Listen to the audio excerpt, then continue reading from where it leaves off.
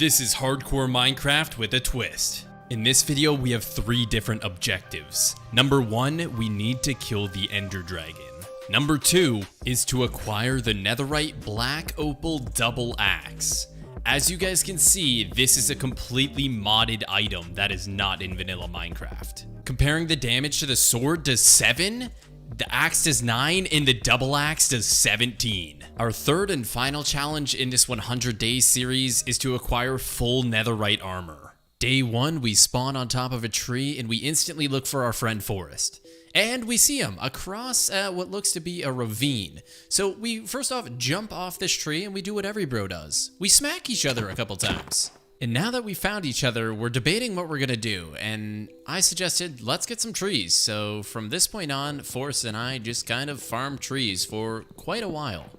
Once we got the wood, we decided to make our crafting table, make our sticks, and then we went to make our axe and realized we didn't have enough wood, so we had to go and get some more wood. And after farming some wood, we decided might as well look inside the ravine, let's see if there's any goodies in there, and yeah, it looked pretty freaky, so we didn't really want to go down there just yet. We did what everybody does, we went ahead and made our wooden pickaxe and made our way over to the mine to start getting materials for our stone items. And after gathering enough cobblestone, we went ahead, made our pickaxe, and we decided to make a sword just in case any mobs tried to kill us. So after making our sword, we decided it was a good idea to go get some food because neither of us had any. I heard a buzzing sound and realized that there was a beehive on the tree.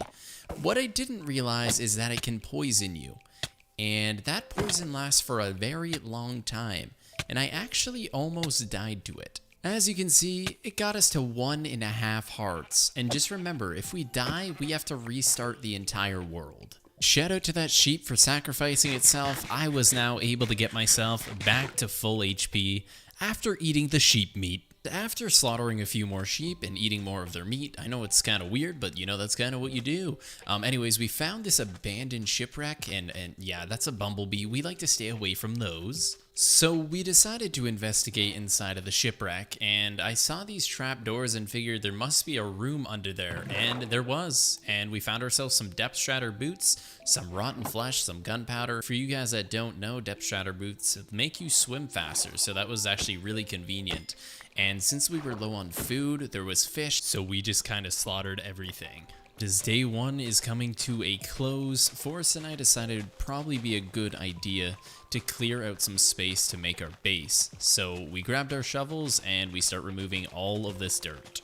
After farming some of the dirt, we got snuck up on by this green creature known as the Creeper, and whilst I'm killing that, Forrest is going ahead and starting to build on our structure. We needed a place to live. We needed some sort of protection from all of the mobs. So the building begins. We go ahead by starting to make a door just so that we have a way in and out of our base. That's obviously extremely important.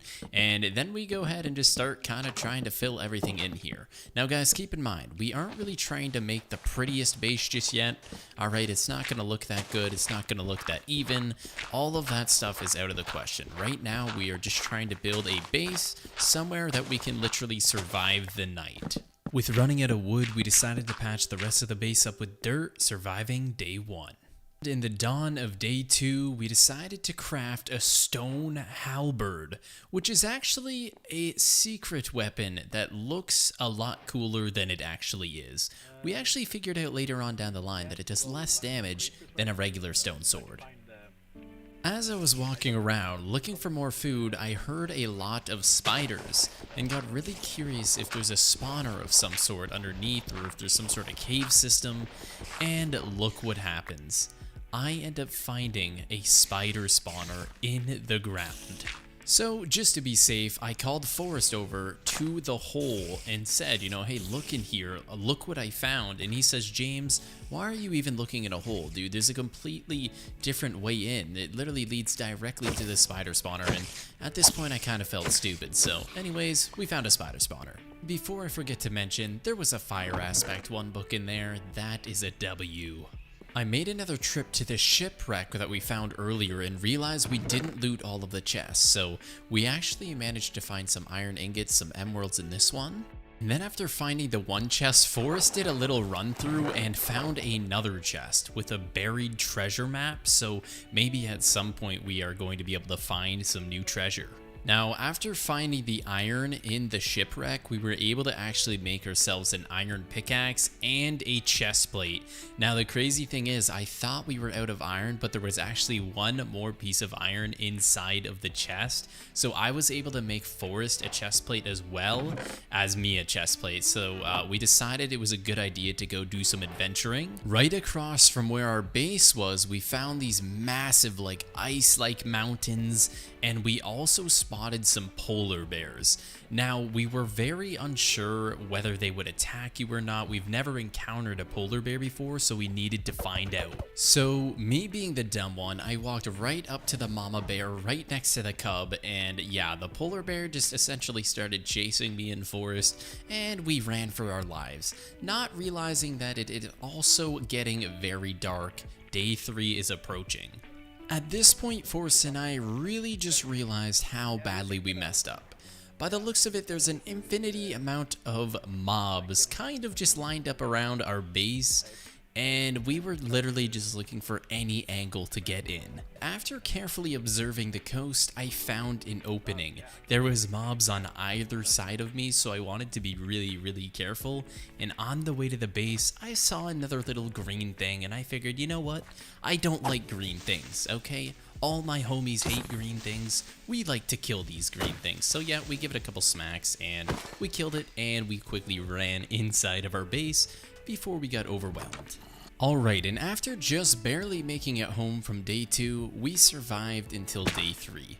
We figured it was about time that we make our way into the ravine and start mining all the materials. After depositing some of our materials, we decided to get a water bucket and some torches, and we wanted to make our way down into the ravine. Alright, and after observing all of these monsters, I realized that the current is pushing them away, and I saw an opportunity when a creeper arrived, and I just let the creeper do the dirty work for me. After spending 4 days of mining that entire ravine, we decided it was time to gather up all the supplies we retrieved from that ravine, gather up any important materials like that fire aspect book and a ton of other things that we got. We decided it was time to pack our bags and move out. It was time to move out of our shack, ladies and gentlemen. And so, with our bags packed, in the middle of the night, in the middle of a storm, we go. We hop in our boats and we say adios to our old house. It is time to find a new place. It is time to move on. And so we did. And after 3 days of constant thunderstorm through the ocean, we finally found land. And as soon as we pull up to the shore, I get instantly greeted by a friendly arrow to the back of my head.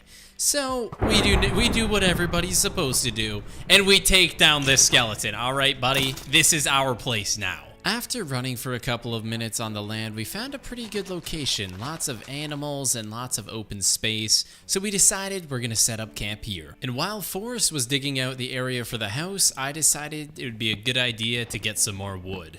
And after we dug out around our base and we got, the outline of our base set up, we decided it was a good idea to go to bed, making it to day 11. We wasted no time in getting into day 11. As you can see, we finished the floors. Forrest is working on the outer farms, and it was time for me to go get some sand to make glass.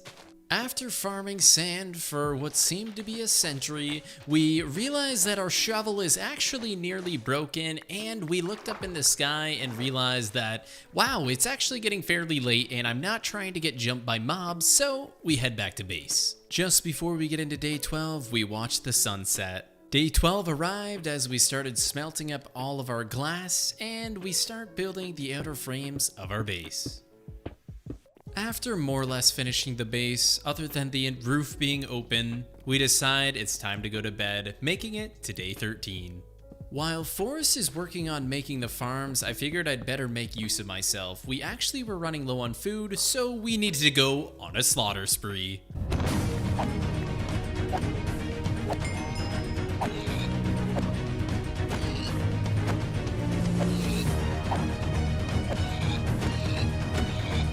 I'm sorry guys, that was extremely toxic. Here's a picture of when I went bald before. Guys, this could happen again at 200k subs. Anyways, as I was running around, I saw a natural forest fire happening, and I just thought, like, you know what, this is pretty toxic. I need to put out this fire before it gets out of hand, and I actually ended up burning a little bit. I guess that's a little bit of karma for killing all the animals. As you can see, the sun is finally starting to set, and I'm looking around like, oh god, I am still in the middle of nowhere. Why did I have to run so far away to kill pigs and cows, dude? So yeah, now I'm kind of panicking, having to run back to base, and hopefully I don't crap my pants here.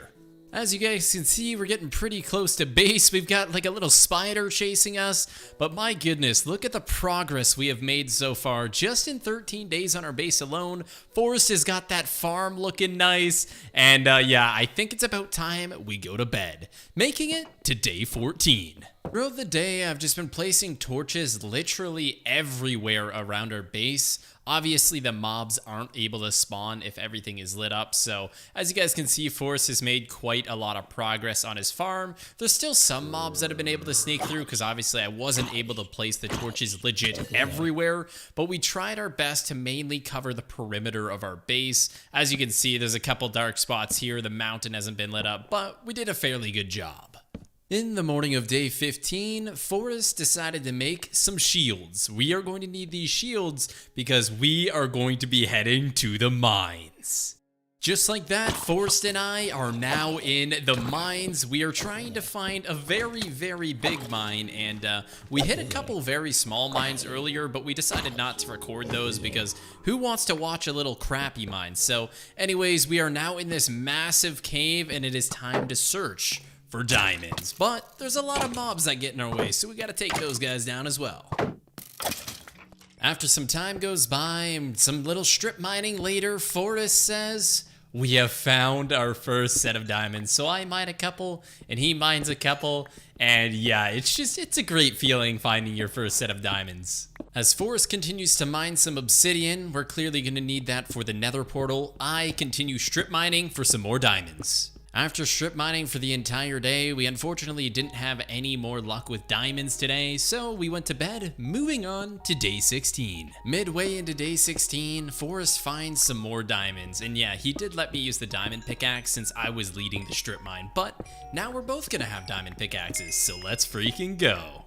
So we found another cave and we were running around, and we turned the corner, found some emeralds, and looked on the ground.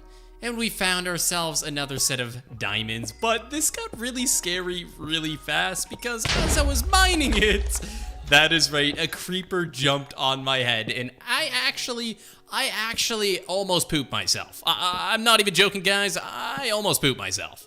As an entire day goes by, we are now at day 17. We finally found another vein of diamonds, and what we are going to do is go ahead and slaughter some diamonds.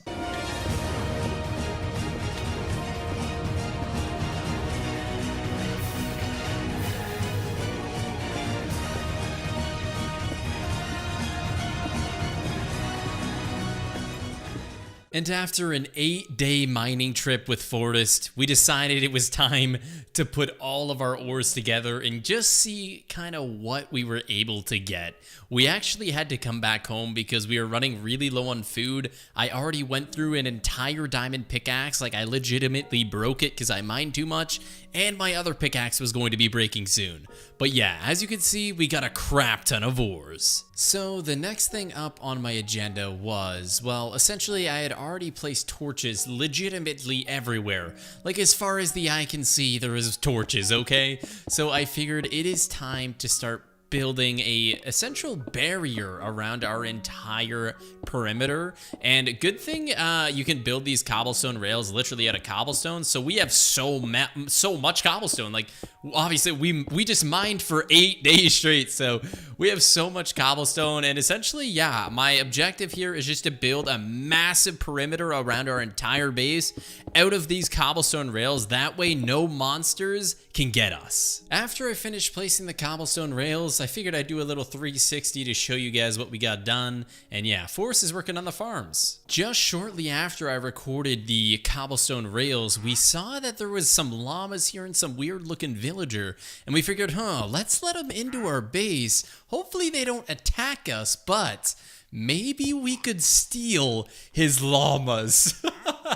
And that is exactly what we did. So one of his llamas got split off from him, right? So that was good. And then I figured, I wonder if we could trade with him. And it didn't look like he could provide us with anything good, nothing worth value. So we did what anyone in their right mind would do. We tried to be nice. We essentially tried to push the llama off the lead so that, so that I could start riding the llama, because I want the llama, dude. And yeah, it was stuck. So I did what any nice guy would do. You murder his face. So I started punching this guy in the face with my axe, and he died. And the llama wasn't very happy, dude. I didn't realize it, but this llama was spitting on my head. Like, every time I opened the door or walked out, this guy legitimately would spit on me. Like, he'd literally spit. Stop spitting on me. Ow. The final thing we had to do to complete our llama was, of course, we had to name our llama. And what better name than to name ourselves Bald at 200K. Boys, once again, make sure you are subscribing to the channel. We are going bald at 200K, and look at that. He is now going bald with me, baby. Let's go. So 3 days passed by as I had to go mining again. While I went mining, Forrest kept working on the base, but essentially we had to go mining again because we didn't have enough diamonds for both of us to get full diamond armor. And we really wanted to be able to go to the nether, but we didn't want to go to the nether without getting enchanted diamond armor. So we went mining while Forrest worked on the base, and it looks amazing. Look at this. He made a little cow farm right here, like a little, it looks to be a sheep farm here as well. So that's pretty awesome. He did that while we were gone. So these are essentially the ores and all of the items that I got from that mining run. I did end up finding a skeleton spawner. So yeah, I've got, as you guys can see, there's like a book in there, some horse armor, and I was able to get that from the chests that were next to the spawner. But now what we wanted to do was go ahead and make Forrest the rest of his diamond armor. I am already in my full diamond armor, and yeah, now we are both going to be suited up. I had to make another pickaxe because, yeah, I almost broke another diamond pickaxe. Like, it's crazy how much you have to mine. So this is a little brief overview of what our entire base is kind of looking like right now. And also, while I went mining, Forrest actually made this little enchanting room which goes down here, which obviously isn't fully completed yet, but I thought it looked awesome. At the start of day 27, we ended up making our nether portal. We then made a decision to start making our enchantment table, as we didn't want to go into the nether and go to all these strongholds and these nether fortresses without actually having enchanted armor. So here's me, kind of struggling to build an enchantment table, but we ended up making it done, and we wanted to go in there with enchants. So we made our enchantment table. After a couple days of mining, I finally made myself enough experience to be able to enchant some books, so we went ahead and just did as much enchanting as we can, and we ended up doing this for about 2 days. So we essentially just went back and forth from the enchanter to the anvils, and we were basically just trying to get ourselves as strong as we can, enchanting sharpness on our axes and getting protection on our armor. Now that we were properly suited for the nether, Forrest and I decided to go in. And I also named my axe Bald, okay? Don't judge me. But yes, ladies and gentlemen, we made it to the nether.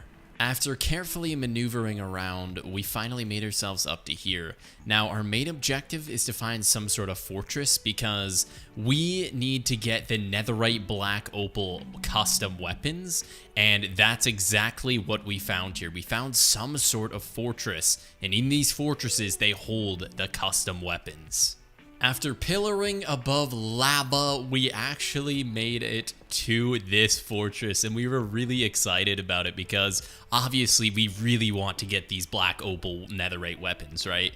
But we have to be super cautious because these animals are not friendly.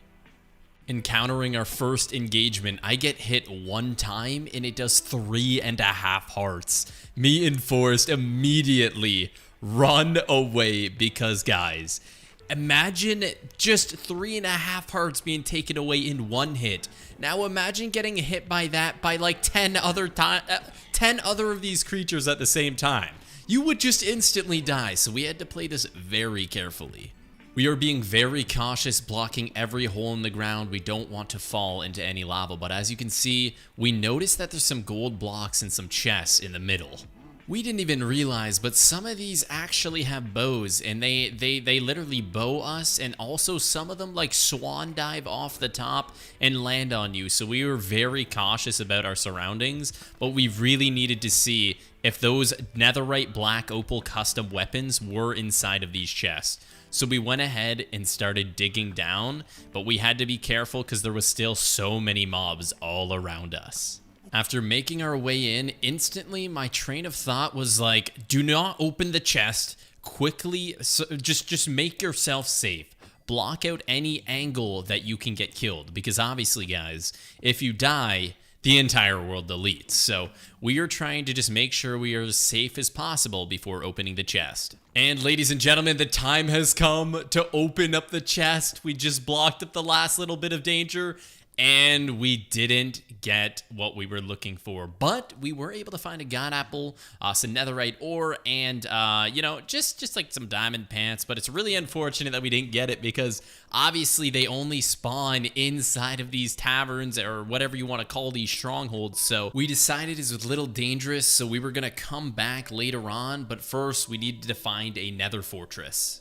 After roaming the nether for 5 days in the horrible nether terrain, we finally have found ourselves a nether fortress.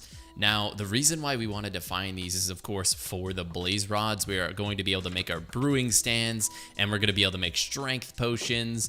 And yeah, it's just super vital that we did find this nether fortress. And as you guys can see, in the distance, as we jump down here, there is an actual blaze spawner on the right side. So what we ended up doing is fully boxing in the blazes so that they couldn't escape. We farmed them for a little while, got the experience, the blaze rods, and got out. After 3 long days of running, we finally found our nether portal, and we made it back to our base. The next step in our agenda was we really needed to get netherite. And what we needed to do was actually make really good use of our sheep farm and shear them and get a bunch of wool, because we needed to make beds that explode in the nether. One day later, we made it to the nether after doing some more enchanting, and we decided it is time to detonate these beds. So what you gotta do is get close to it, but not too close, and you right click it, and there we go. Just like that, this is how we started looking for netherite. We continued this strategy over the course of the next 7 days because we needed to get full netherite armor for the both of us, as well as get netherite bow and arrows. We chose to venture back to the stronghold because we needed to find the netherite black opal custom weapons. We knew that we hadn't finished looting every chest yet because we had to leave earlier because we were too unsafe. After continuously being fireballed by this ghast, we managed to find 2 chests in here.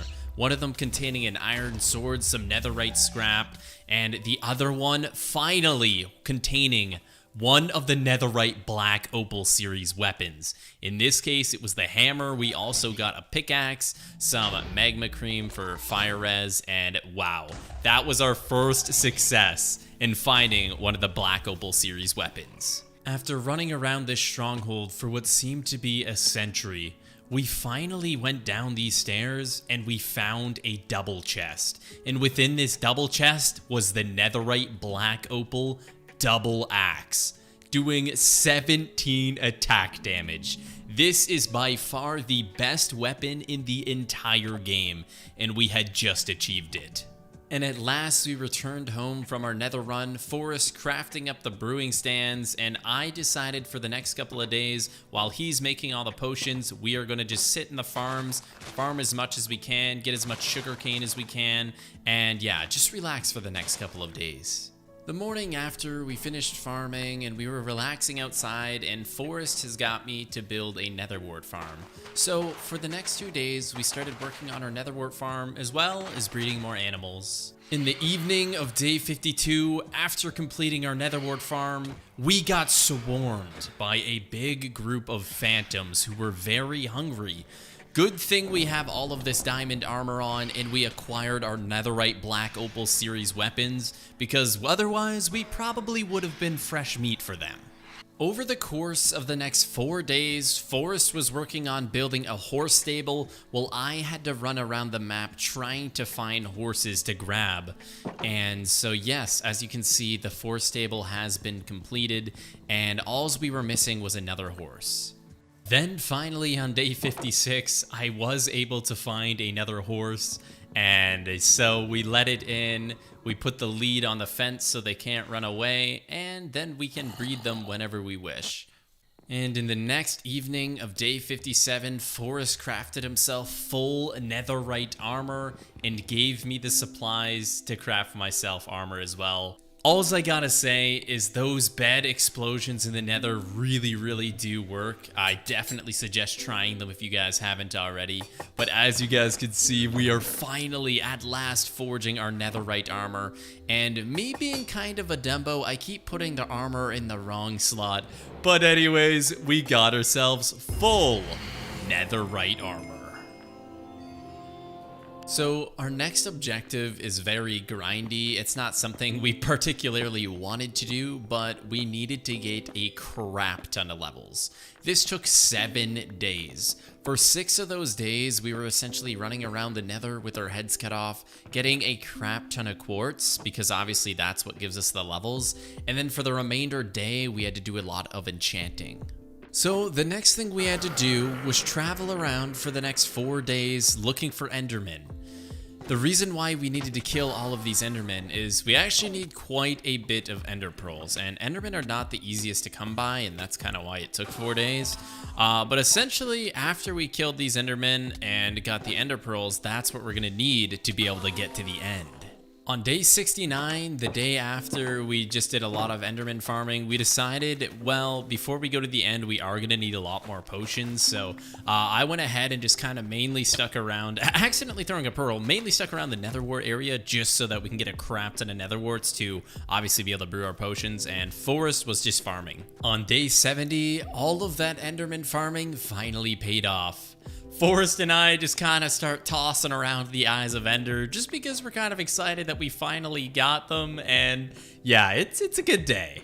And in the evening of day 70, Forrest and I decided it was time to head over to the end. Now, clearly we didn't know where the end was, so that's exactly why you use these, these Eyes of Ender. They will literally guide you all the way over there. So it actually took us 8 days. We traveled thousands and thousands of blocks. We literally ate all of our food, but good thing we brought another type of food because otherwise we literally would be kind of screwed. So after traveling thousands and thousands and thousands of blocks, we got very close to the area. We were inside of some major jungle biome, and this is like the first jungle biome we've actually came across. But as you guys can see, the next time we threw the Eye of Ender, it literally went straight down, which means we have arrived.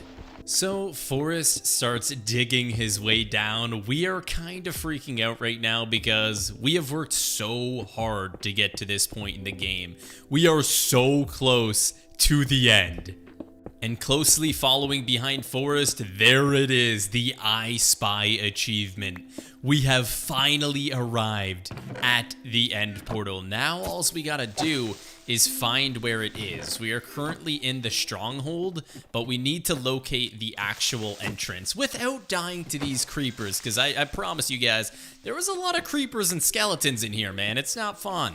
In the morning of day 80, Forrest and I have finally found the end portal. The last thing that we need to do now is essentially just light up the portal. So what do? I just quickly block our backs, just make sure no other animal or creature is going to kill us. But as you see, the silverfish are still spawning here, so we give them a quick smack. But yep, all we gotta do now is light up the portal. Here we go, ladies and gentlemen. We are placing in the final Eyes of Ender, and we are going to be approaching the end. This is going to be insane. And there it is, ladies and gentlemen. Without further ado, Forrest and I start popping our speed potions, our strength potions. We have our healing. We already popped our slow fall potion. And without further ado, We're going in the end. Here we go. We actually initially spawn in this little like box here, and we gotta dig ourselves out. Alright, and the first thing we do as we get out of the hole is immediately start breaking these healing barriers, essentially. What all of these things do on top of these massive obsidian barriers is they're actually regenning the Ender Dragon's health. Some of these healing blocks are actually protected by some big like jail cells essentially, and you actually have to build up on the pillar and then literally shoot them. And look how much damage I took. I thought for sure I was going to die, but luckily I have slow falling. Now we're in a perfect position to shoot the rest of these. After a day goes by, we finally broke all of the regenning barriers for this Ender Dragon. So now we can actually start doing damage. And as you guys can see, we do quite a lot of damage. Of course, we have a netherite bow, which does insane amounts of damage. We were able to melt down this Ender Dragon really fast. So you guys can see how effective these netherite bows have been. Forrest and I both have one, and he actually shoots this like ender ball at me and it catches me on fire. I take quite a bit of damage, but I end up being okay. And finally, for the final shot, we were able to slay the Ender Dragon. Look at this. Forrest and I are freaking out right now because we literally just killed the Ender Dragon, okay? So of course, after killing the Ender Dragon, you have to get the egg. So there we go, ladies and gentlemen. We were able to get the dragon egg, and now we had to jump back through the Ender portal, guys. As another day goes by, Forrest and I head back home. So in the morning of day 82, Forrest and I came down to our enchantment room and we went ahead and disenchanted all of our netherite armor, which means we essentially wiped off every single enchant that we had. After disenchanting all of our armor, what we had to do was put it back in and enchant it with protection 4. We wanted to make sure that we had the best armor possible before heading to the end city. In the morning of day 83, Forrest and I were fully equipped with full protection 4. We had a sharpness 5, and it was time to run over to the end. On day 86, Forrest and I arrived at the end portal entrance. We just had to find exactly where we went down the last time, and here it is. So, the end city, here we come. When we got to the stronghold, we remembered that we actually didn't fully look through this entire stronghold when we first got here. So obviously in some of these strongholds, there is a lot of loot like chests and stuff lying around. So one of the things we wanted to make sure was, you know what, there's probably some extra loot lying around in these strongholds that we probably should get. And I saw a chest. So immediately I am running for the freaking chest. I'm trying to beat Forrest to the chest, and look at this. We get a sharpness 3, piercing 4, and a power 3 book. So we kept looting around for an entire day, and then on day 87 is when we entered the end. And on day 87, it was time. We ran into the end, and it was time to find the secret end city. So once we found the floating end thing in the sky, I don't know even what it's called, but essentially what you have to do is you have to pearl directly into it. And look at that, my first pearl didn't work. My second pearl, I'm not even sure if it worked. Oh, and Forrest, look at that, he's lying down there and he got in. But look at this, guys, my second pearl, I almost fall off and die. Remember, guys, if I would have died there, we would have lost the entire challenge. And just like that, we made it into the end city. 7 days later, on day 94, Forrest and I finally found what looks to be the end city. There's a ship floating in the sky. Forrest and me are kind of jumping around, pretty excited.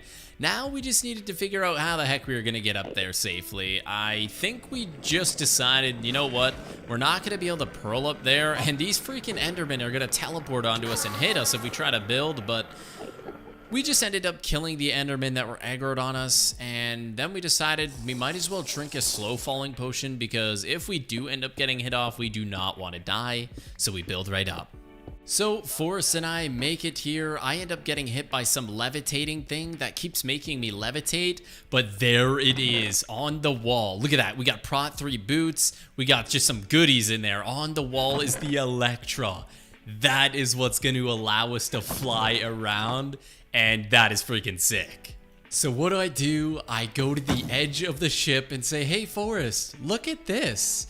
And I dive off of it, flying across from the ship all the way over to this like mansion looking thing. I'm not even sure what it is, and I was hoping I wasn't gonna fall all the way down and die, but look at these shuriken things are making me levitate in the air. So I was kind of praying that I didn't fall down and die, but yeah, that was freaking awesome. And finally, after 6 days of running, in the end we found the second end city. We actually essentially basically ran out of steak. We didn't want to risk losing all our food and die, so we ended up farming these little fruit thingies, these purple things, and luckily they actually dropped food, so we were able to live. So just like that, Forrest and I built up, and look at that. The Electra is on the wall. We got some more diamonds, some emeralds. We got some Prot 4 Unbreaking 3 pants.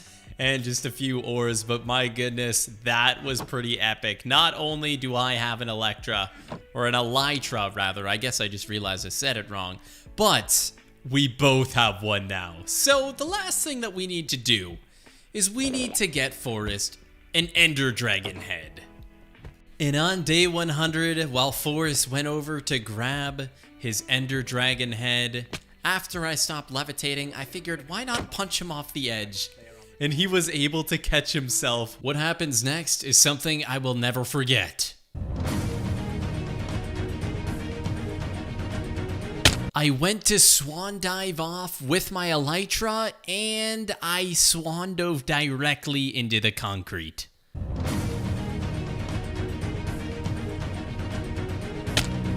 Just like that, ladies and gentlemen, we survived just barely the 100 days. And oh my gosh, this series was so much fun to make. So guys, if we can get 1,000 likes on this video, I will definitely make a new one. Except the new one is going to be completely modded. So ladies and gentlemen, thank you so much. If you enjoyed, drop a like, tell your friends about this video, and I will see you guys in the next one.